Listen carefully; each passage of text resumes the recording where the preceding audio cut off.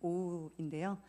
말씀 우리 듣기 전에 옆에 계신 성도님들과 함께 인사 나누실 때 힘내십시오라고 인사할 건데요. 그냥 이렇게 힘내십시오 이렇게 하지 마시고 두 손을 딱 주먹을 쥐고 힘내십시오. 예, 이렇게 한번 인사하셨으면 좋겠습니다. 힘내십시오. 예, 네. 힘이 좀 나십니까? 네. 예. 저도 힘이 좀 나는 것 같습니다. 오늘 설교 제목을 정답은 하고 물음표를 붙여보았습니다. 제목이 제목인 만큼 퀴즈 하나를 내겠습니다. 성도님들은 정답을 맞춰주시면 되겠습니다. 세상에서 가장 먼 여행이 무엇인지 아십니까? 정답은? 네, 네, 와, 목사님 맞추셨습니다. 이럴 때는 박수. 네. 네. 머리에서, 네, 우리 권사님도 맞추셨습니다. 네. 머리에서 가슴까지의 여행이 가장 먼 여행이라고 합니다. 그럼 그보다 더 먼 여행이 있습니다. 예, 그보다 더 먼 여행은 가슴에서부터 발까지의 여행이라고 합니다. 지금은 이제 돌아가셨죠. 고 김수환 추기경이 돌아가시기 전에 한 6개월쯤 투병 생활을 할 때 이렇게 말했다고 합니다. 사랑이 머리에서 가슴까지 내려오는데 70년이 걸렸습니다. 예. 머리에서 가슴까지의 거리가 약 30cm, 아주 짧은 거리인데 우리는 머리로 알고 지식으로 아는 것을 이 가슴으로 느끼고 가슴으로 채우고 또 이 가슴으로 우리가 알게 되는 데까지는 꽤 오랜 시간이 걸리는 것 같습니다. 그리고 그렇게 깨우쳐진 것이 우리의 몸으로, 우리의 발로, 우리의 행동으로 실천하기까지는 더 오래 걸리는 것 같습니다. 이 시간 청년들에게 좀 질문을 해보고 싶습니다. 우리 청년들이요, 부모님들이 우리 자녀들을 얼마나 사랑하는지 아십니까? 네. 예, 김성경 청년. 예. 네. 엄마가 얼마나 사랑하는지 혹시 아십니까? 네. 예. 그러면 우리 어머님들과 아버님들께 좀 질문을 하겠습니다.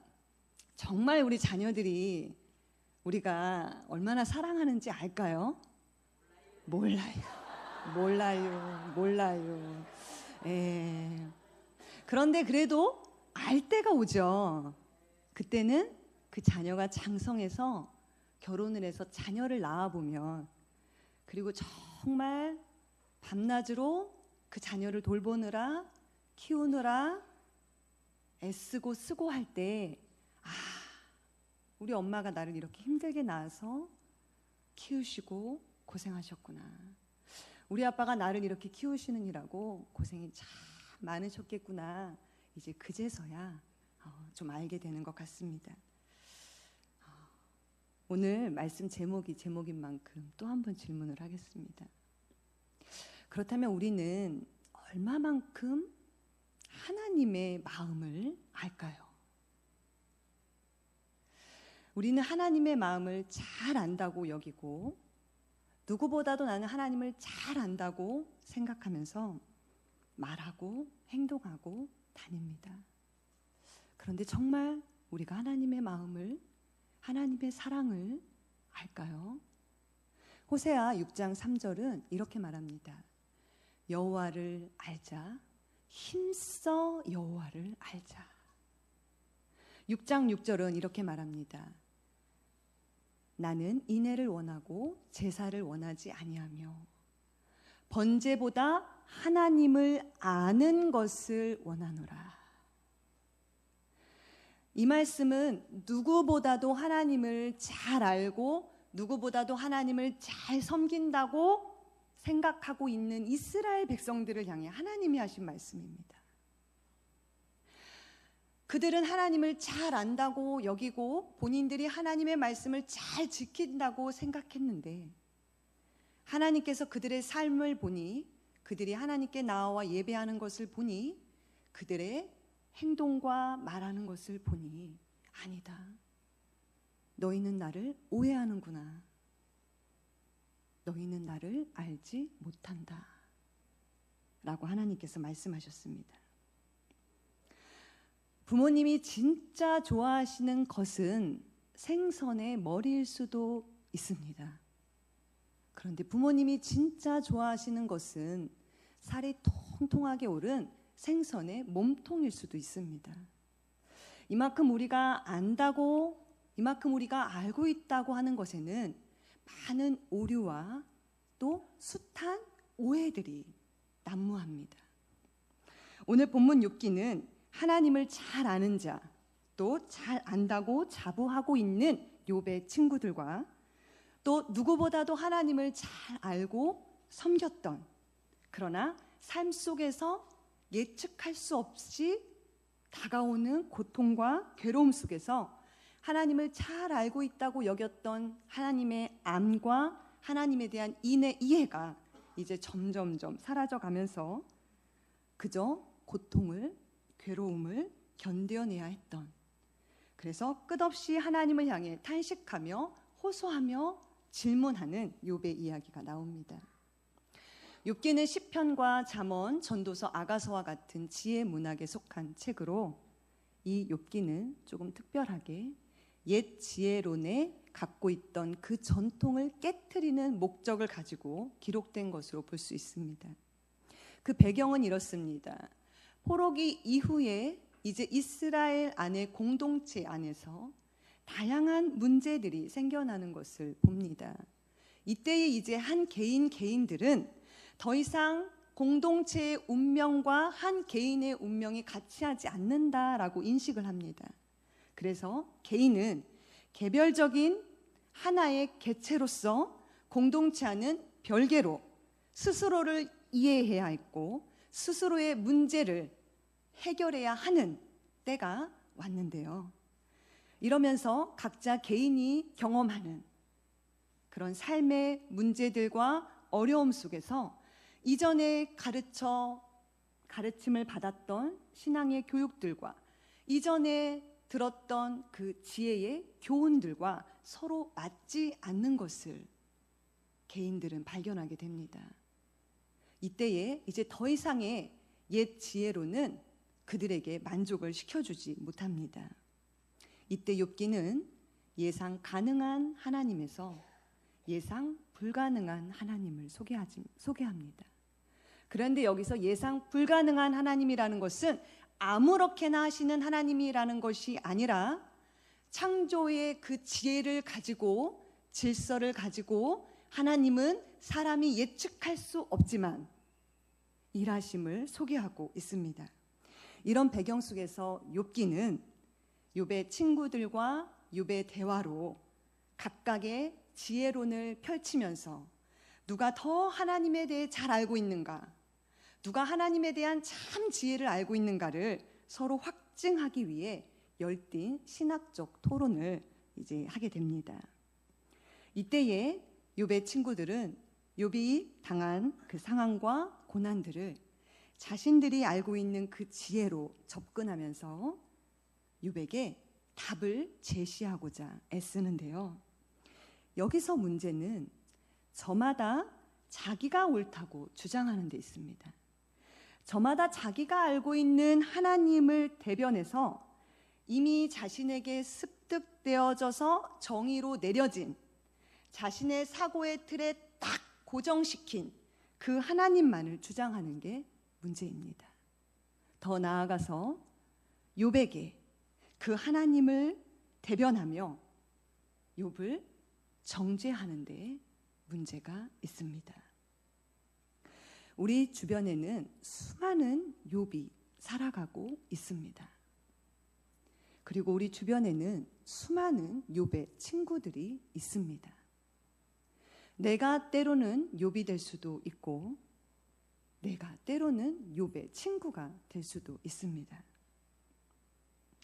우리는 모두가 다 답을 알고 살아가는 것처럼 살아가고 있습니다. 저마다 자기가 옳다고 주장하고 때로는 하나님을 대변하는 자리에까지 이르고 더 나아가서는 사람을 정죄하기도 합니다. 그런데 우리는 또 답을 알지 못하는 것처럼 살아갑니다. 예측할 수 없는 삶의 다양한 문제들을 마주할 때면 내 가치에 혼돈이 생기고 내가 이미 지녔던 신앙관이 혼란스러워지고 또 내 사고의 틀이 잘못 변하면서 우리는 이 문제들을 해석하는데 매우 혼란스러워합니다. 욥의 친구들은 자신이 알고 있는 답을 가지고 확신하며 이제 욥에게 말을 합니다. 그러나 그 말은 답이 될 수는 있지만 정답은 아닙니다. 왜냐하면 욥의 친구들이 한 말은 욥의 상황과 욥의 처지와 욥의 문제와 욥의 삶에는 맞지 않는 말이었기 때문입니다. 우리 인생의 정답은 오직 하나님만이 아십니다.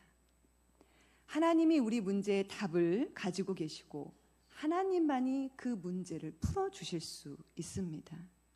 그런데 우리는 어떻습니까?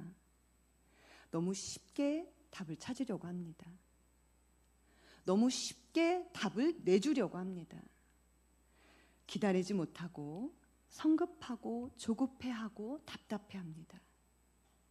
그래서 신앙의 자리에서 이탈한 사람을 보면 얼른 그 사람이 회개하여 돌이켜 신앙생활을 잘하기를 바라는 그 성급한 마음에 우리는 섣부른 답을 제시하기도 합니다.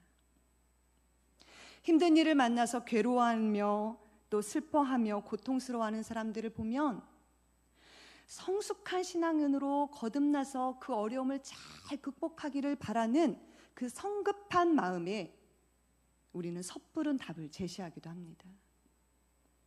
신앙생활을 열심히 하지 않는 사람을 보면 얼른 교회의 일꾼이 되어서 교회에서 하나님의 일을 열심히 하기를 바라는 그 성급한 마음에 우리는 섣부른 답을 제시하기도 합니다. 그러나 그 답은 나에게는 답이었을지 모르나 나에게는 적용이 되었을지 모르나 상대에게는 그 사람에게는 답이 아닐 수도 있습니다. 그 사람에게 문제를 주신 하나님만이 정답을 아십니다. 그러므로 우리는 스스로 하나님 앞에서 정답을 찾아 나가야 합니다. 더욱이 우리 주변에 그들 스스로 하나님 앞에서 정답을 찾아 나갈 수 있도록 우리는 기다려 줄 줄도 알아야 합니다. 조금 늦더라도 조금 답답하더라도 나와는 다른 모습으로 길을 찾아간다 할지라도 나와는 다른 모습으로 신앙의 자리를 찾아간다 할지라도 나와는 다른 생각으로 하나님께 나아간다 할지라도 내 기준이 정답이 되어서는 안 됩니다. 욥기는 소위 그 시대에 가장 지혜를 가지고 있다고 하는 사람들의 대화를 통해서 이야기가 전개되고 있는데요. 하나님은 그 이야기를 통해 그들의 대화를 통해 그들의 한계를 드러내게 하십니다. 그리고 하나님만이 참 지혜를 가지신 분이고 하나님만이 무한함을 가진 분임을 드러내며 각 사람을 향한 그 삶의 정답은 하나님만이 가지고 계시다는 것을 우리에게 보여주고 있습니다. 이제 우리는 욥기의 말씀을 살펴보면서 내가 아는 하나님의 한계를 깨트릴 수 있기를 바랍니다. 또 내 사고의 틀에 고정시켜 내 신앙의 틀에 고정시켜진 이 하나님에 대한 이해와 알미 이제 확장되어지기를 바랍니다. 그리고 더 나아가 다른 사람을 통해 일하시고 역사하시는 그 하나님의 계획과 뜻하심을 바라볼 때 내가 가진 기준으로 내가 알고 있는 답으로 내 차원으로 바라보는 것이 아니라 하나님의 차원으로 하나님이 그 사람을 통해 그 사람을 향한 어떤 계획을 갖고 계시는지를 바라볼 수 있는 은혜가 있기를 바랍니다. 욥기 1장 1절은 욥에 대해 이미 우리에게 명확한 정의를 내려주고 답을 제시해주고 있습니다. 1장 1절입니다. 우스 땅에 욥이라 불리는 사람이 있었는데 그 사람은 온전하고 정직하여 하나님을 경외하며 악에서 떠난 자더라. 이 구절을 통해 우리는 욥은 의로운 자고 정직한 자고 하나님께 인정받는 자라는 것을 이제 알게 됩니다. 그리고 그 다음 절은 이 1절을 더 확증해 주는데요. 하나님으로부터 인정받은 자가, 이렇게 하나님을 경외하는 자가 반드시 받는 복, 그 복을 나열해 줌으로써 정말 욥은 의로운 자였구나라는 것을 증명해 주고 있습니다. 1장 2절과 3절입니다. 그에게 아들 7과 딸 3이 태어나더라. 그의 소유물은 양이 7,000마리요 낙타가 3,000마리요 소가 500결이요 암나귀가 500마리이며 종도 많이 있었으니 이 사람은 동방 사람 중에 가장 훌륭한 자라. 이렇게 3절 끝에서는 다시 한번 욥이 이런 복을 받게 된 이유를 강조해 주고 있습니다. 이로써 욥기의 저자는 욥은 하나님의 말씀에 순종하여 복을 받은 자, 신명기 28장의 그 복의 말씀이 완벽하게 이루어졌고 그 복을 완벽하게 받은 자로 소개하고 있습니다. 그러나 이것으로도 부족했는지 욥기의 저자는 계속해서 5절에도 욥의 의로움을 재확인시켜 주는 듯 욥의 의로운 행위들을 나열해 주고 있습니다. 1장 5절입니다. 잔치를 끝내면 자녀들을 성결하게 하여 번제를 드렸는데 이는 혹시 내 아들들이 죄를 범하여 마음으로 하나님을 욕되게 하였을까 함이라. 욥의 행위가 항상 이러하였더라. 그렇습니다. 욥은 의로운 자며 완전한 자며 하나님을 경외한 자이기 때문에 마땅히 그는 받아 누려야 하는 복을 누리며 살아갔던 자입니다. 여기까지는 우리 모두가 다 동의되어지고 어떠한 거리낌도 없이 어떠한 불편함도 없이 들려집니다. 받아들여집니다. 그런데 문제는 이제 앞으로 전개되는 이야기들입니다. 앞으로 전개되는 이야기를 통해 우리는 매우 혼란스럽고 우리는 당혹스럽고 어떻게 욥기를 해석해야 될지 난해해지는데요. 사탄이 이렇게 말합니다. 욥이 어찌 까닭없이 하나님을 경외하리까? 하나님께서 그의 손으로 하는 바를 복되게 하시니 그의 소유물이 땅에 넘치니 그가 하나님께 더욱 복을 받기 위해 경외하는 것 아닙니까? 그러니 이제 그의 모든 소유물, 즉 하나님께서 그에게 주신 복을 다 걷어가 보십시오. 그렇다면 틀림없이 그는 하나님을 욕할 것입니다. 이에 하나님께서는 사탄에게 욥의 소유물을 다 맡기십니다.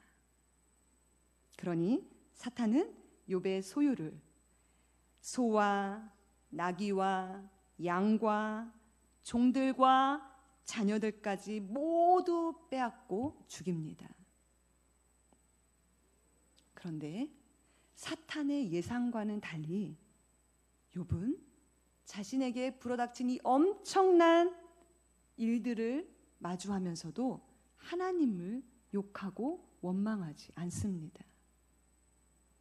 그러자 다시 사탄은 하나님께 욥을 고발합니다. 그의 뼈와 살을 치고 고통을 주면 그는 하나님을 향하여 욕할 것입니다. 이에 하나님께서는 욥을 사탄에게 맡기십니다. 그러자 욥의 몸에 종기가 나기 시작하는데 발바닥에서부터 정수리까지 종기가 나서 그를 괴롭게 하는데 그 괴로움과 고통이 어찌 큰지 질그릇 조각으로 자신의 몸을 긁어대는, 그러면서 고통을 참아내는 지경에 욥이 이르게 됩니다. 이렇게 고통스럽고 견디기 어려운 상황에서 자신의 몸을 질그릇 조각으로 긁고 있는데, 자신의 아내는 욥에게 또 이렇게 말합니다. 어떻게 고통과 저주를 다 받았는데 당신의 신앙을 지킵니까? 차라리 하나님을 욕하고 죽으세요. 그렇습니다. 이렇게 고통스러운 상황에서, 괴로운 상황에서 하나님을 욕하고 죽는 것이 어쩌면 그의 아내의 말처럼 더 쉬울 수도 있습니다. 그런데 정말 하나님을 욕하고 죽는 것이 쉬울까요? 그렇지 않습니다. 하나님을 욕하고 죽는 것은 하나님을 원망하지 않고 사는 것보다 더 어렵습니다. 왜냐하면 하나님을 욕한다는 것은, 하나님을 원망한다는 것은 이미 그 안에 하나님을 향한 신앙이 있다는 것이고, 그 안에 하나님을 믿는 믿음이 있다는 것이기 때문에, 하나님을 향한 신앙이 있는 사람이, 하나님을 믿는 믿음이 있는 사람이 어떻게 하나님을 원망하고 삶을 비관하고 죽을 수 있겠습니까? 신앙이 있는 사람은 힘들어도 괴로워도 사는 것이 더 쉽습니다. 그래서 사는 것입니다. 욥은 하나님을 원망하고 죽는 것보다 더 어려운 하나님을 향한 믿음과 신앙을 저버리지 않고 견디는 것을 선택합니다. 그래서 욥은 이 모든 일에 입술로 범죄하지 않았다 라고 욥기 2장 10절은 증언하고 있습니다. 이렇게 욥이 이 고통스러운 상황에서 하나님을 원망하지 않고 하나님을 욕하지 않았다라고 맺고 있는 2장 10절로 욥기가 끝이 난다면, 욥의 의로움은, 욥의 믿음은 참된 것으로 증명되고, 욥을 고발한 사탄은 패한 것이 되고, 하나님을 신실히 믿는 자를 통해 하나님이 영광 받으신 해피엔딩의 스토리로 욥은 끝이 났을 텐데, 앞에서도 말했듯이 욥기의 목표는 옛 지혜론을 깨트리는 데 있습니다. 하나님을 잘 믿는 사람이 복을 받을 것이다. 반대로 하나님을 믿지 않고 하나님의 말씀에 불순종하는 자는 저주를 받을 것이다. 이 지혜론을 욥기는 깨트립니다. 그래서 이제 새롭게 등장하는 욥의 친구들로 하여금 욥의 이야기는 더욱 복잡하게 전개되어 갑니다. 욥의 괴로움을 알고 욥을 위로하러 찾아온 욥의 친구들은 이 옛 지혜론에 충실하여 1장에서 2장까지의 묘사된 그 욥의 고난을 보고, 그리고 그렇게 고난받는 사람들은 반드시 나쁜 사람이어야 하기 때문에 그들은 하나님이 욥에게 행하신 일은 옳다라고 주장합니다. 그리고 죄 없는 자는 고난 당할 일이 없다. 만약 죄 없는 자가 고난을 당할지라도 하나님이 그냥 내버려 두시지 않기 때문에 욥은 지금 자신의 죄로 인해 하나님께 고난 받는 것이다. 그러니 하나님께 회개하고 돌이키라 라고 욥을 정죄하며 욥을 괴롭게 합니다. 그러나 우리는 이미 1장과 2장에서 하나님께서 욥의 의로움을 인정해 주시는데, 그 확증해 주시는 사건들을 더욱 구체적으로 진술해 주시면서 욥의 의로움을 인정해 주시는 것을 우리는 살펴보았습니다. 그러기에 우리는 이 욥의 친구들이 욥을 향하여 잘못된 혐의를 품고 욥을 괴롭게 하는 것으로 우리는 알고 있습니다. 그런데 욥은 알지 못했습니다. 우리는 성경을 먼저 접하고 욥의 삶을 들여다보니 욥의 고난이 하나님께서 욥의 경건함을 시험하시기 위한 고난인 것을 우리는 알지만 욥은 알지 못했습니다. 아무것도 알지 못했습니다. 아무것도 알지 못한 채 욥은 하나님 앞에 호소하고 자신의 결백을 주장하며 하나님이 나를 옳다 하실 때까지 하나님께 묻고 또 묻고 하나님께 호소하고 또 호소하게 이릅니다. 이렇게 긴 시간이 흐릅니다. 욥과 욥의 친구들의 긴 대화가 끝이 나고 욥이 하나님으로부터 아무런 대답도 주지 않는 하나님으로부터 호소하며 탄식하며 묻고 질문하는 이 긴 시간들이 지난 뒤에 하나님은 드디어 욥에게 대답을 해주십니다. 욥기 38장부터 42장까지의 말씀이 바로 하나님께서 욥에게 욥이 그토록 질문하는 그 질문에 욥이 그토록 호소하는 그 호소에 대한 답이 나오고 있습니다. 38장과 42장에서 드러나는 하나님의 답을 제가 몇 줄로 줄여보면 이렇습니다. 내가 땅에 기초를 놓을 때 너는 어디 있었느냐? 바다가 그 모태에서 터져 나올 때의 문으로 그것을 가둔 자가 누구냐? 땅의 너비를 너가 측량할 수 있느냐?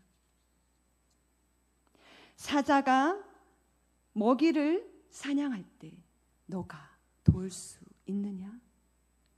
너는 별자리들을 각각 제때에 이끌어내며 북두성을 다른 별들에게로 이끌어갈 수 있느냐?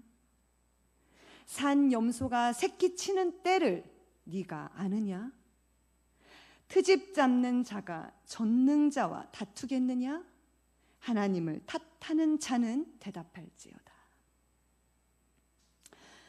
하나님께서는 이 긴 장을 통해 욥이 하나님께 질문하고 또 욥이 받는 고난이 무엇인지, 욥이 어떤 이유로 고난을 받는지 답해 주시지 않고 또 욥의 고통의 문제를 해결해 주시겠다는 답도 주시지 않고 앞으로 욥을 회복시켜 주겠다는 답도 주시지 않고 하나님의 정의에 대해 끊임없이 호소하고 질문하는 욥의 질문에 답하시지 않고 이렇게 하나님은 욥에게 답할 수 없는 숱한 질문들을 쏟아 부으십니다.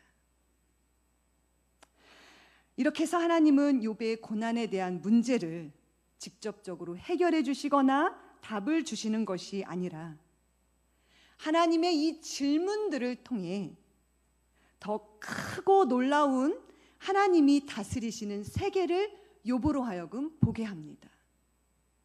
하나님이 다스리시는 창조의 세계와 그 창조하신 세계를 유지하고 질서 있게 다스리시는 그 하나님의 전능하심을 욥으로 하여금 하나님은 보게 하십니다. 하나님이 창조하신 자연과 동물들에서 나타나는 그 질서, 그것은 하나님의 지혜로 이루어진 것이며 하나님의 지혜로 다스려진다는 것을 욥으로 하여금 하나님은 보게 하십니다. 그래서 하나님은 자신의 고난의 문제에 갇혀 보지 못하는 하나님의 창조의 권능과 창조의 지혜를 보게 하십니다. 그리고 자신의 문제만 해결해 주시는 분으로 좁게 가두었던 그 하나님의 크고 위대하신 사역을 욥으로 하여금 보게 하십니다. 그리하여 이를 통해 하나님께서는 그 하나님의 무한한 지혜 앞에 인간의 유한함과 어리석음과 무지함과 한계를 깨닫게 하십니다. 이제 욥은 자신의 고난으로 인해 하나님께 탄식하며 호소하며 질문했던 것이 얼마나 어리석었던 것이었는가를 깨닫게 됩니다. 왜냐하면 하나님은 너무 크고 하나님은 그 지혜가 무한하고 하나님이 다스리시는 이 세계와 하나님이 통치하시는 이 세계를 욥은 보았기 때문입니다. 그래서 욥은 회개합니다. 욥기 42장 3절 공동 번역으로 된 말씀을 제가 읽어드리겠습니다. 부질없는 말로 당신의 뜻을 가린 자, 그것은 바로 저였습니다. 이 머리로는 헤아릴 수 없는 신비한 일들을 영문도 모르면서 짓거렸습니다. 그렇습니다. 욥은 자신이 알고 있다고, 자신은 잘 알고 있다고 했던 모든 하나님에 대한 이해와 알미 다 깨졌습니다. 자신의 알고 있다고 여겼던 그 작은 자신의 이해와 암 속에 하나님을 가두려 했던 것을 회개합니다. 이제 욥은 자신이 무엇 때문에 고난받았는지 중요하지 않습니다. 왜냐하면 자신의 고난도 하나님의 그 무궁하신 지혜와 그 권능 앞에, 하나님 앞에 달려 있다는 것을 알았기 때문입니다. 그래서 욥은 하나님께 그토록 질문했던 질문과 답을 철회하고 이제 하나님이 보여주신 더 크고 위대하고 광대하신 그 하나님의 세계를 바라보면서 예상 가능한 하나님이 아니라 예상 불가능한 하나님일지라도 나는 그 하나님을 믿습니다. 예측 가능한 하나님이 아니라 예측 불가능한 하나님일지라도 나는 하나님을 신뢰합니다. 왜냐하면 하나님은 인간이 할 수 없는, 도무지 인간으로서는 이해할 수 없는, 우리가 다 알지 못하는 이 온 우주 만물을 하나님의 지혜로 다스리기 때문입니다. 그래서 욥은 고백합니다. 내가 죽게 되하여 귀로 듣기만 하였사오나 이제는 눈으로 주를 배움나이다. 내가 다 알 수 없어도, 내가 다 이해할 수 없어도 이것은 중요하지 않습니다. 하나님은 다 아십니다. 하나님은 내가 아는 것을 뛰어넘으시며 내가 이해할 수 없는 그 자리에도 하나님은 계십니다. 그러기에 내 삶의 문제의 답을 알 수 없다 할지라도, 그 문제의 답을 하나님이 주시지 않는다 할지라도 그 문제 역시 하나님 안에서 결정되었다는 것을 믿으시고 이제 하나님 앞에 더욱더 신뢰함으로, 믿음으로 나아가실 수 있기를 바랍니다. 그럴 때 우리는 내 삶의 문제를 통해 보여주시고자 하시는 하나님의 더 크고 놀라운 계획들을, 하나님의 일하심을 바라볼 수 있는, 하나님이 주시는 통찰력을 갖게 될 것입니다. 오늘 욥기를 통해 하나님께서 우리에게 주시는 하나님의 놀라운 지혜가 우리의 삶 속에, 우리의 신앙 속에 그대로 젖어들 수 있기를 소망합니다. 사랑의 하나님, 감사합니다. 너무나도 무지하고 어리석은 저희들은 입을 열어 내가 다 아는 것처럼 말하고 행동하며 살아가고 있습니다. 답을 이미 내가 정하고 살아갈 때도 있습니다. 오늘 욥기의 말씀을 통해 우리의 무지함의 끝을 보여주시고 우리 인간의 지혜의 끝을 보여주신 하나님, 우리 삶 속에서 다 이해할 수 없고 알 수 없는 문제들로 인하여 끊임없이 하나님을 향해 질문하고 답을 구하고 나아갈지라도 우리에게 결코 하나님을 향한 믿음과 신뢰만큼은 흔들리지 아니하도록 우리에게 귀한 은혜를 허락하여 주시옵소서. 우리는 알 수 없으나 그것은 정답이 없는 것이 아니라 하나님께서 우리에게 정답을 가르쳐 주시지 않는다는 것을 알고 그 하나님만을 신뢰하며 나아가는 저희 모두 되어줄 수 있도록 인도하여 주시옵소서. 예수님의 이름으로 기도드립니다. 아멘.